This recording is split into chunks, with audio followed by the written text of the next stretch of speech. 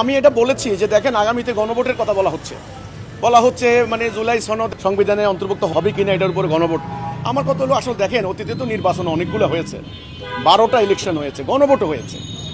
তো শান্তি কিন্তু আসবে না আসলে, যে শান্তির জন্য আমরা এই কথা বলছি। আমাদের স্টুডেন্টরা, ছাত্র জনতা যে মানে অভ্যুত্থান তারা করেছে, বিপ্লব করেছে, এটার জন্য আমাদেরকে সিদ্ধান্ত নিতে হবে যে আল্লাহর বিধান আমরা মানি কিনা।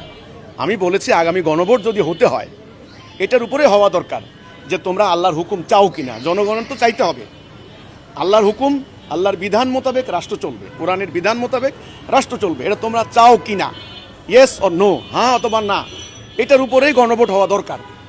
এই দাবি আমি করেছি, কারণ জনগণের ম্যান্ডেট দরকার আছে। এখন আমি চাইলাম আল্লাহর বিধান, জনগণ আল্লাহর বিধান যদি না চায় তাহলে তো এটা আমি কিন্তু চাপিয়ে দিতে পারি না। সেজন্য আমি এই গণভোটের এই প্রস্তাব করেছি।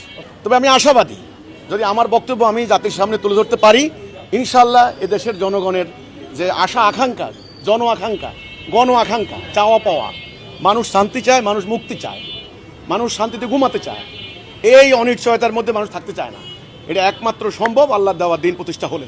আমি আশাবাদী যদি আমি তুলে ধরতে পারি আমার যে মৌলিক অধিকার, যে কথা বলার অধিকার, যদি আমি জনগণের সামনে তুলে ধরতে পারি এই রূপরেখাটা, তাহলে ইনশাল্লাহ জনগণ আমার এই প্রস্তাবনার সপক্ষে রায় দিবে।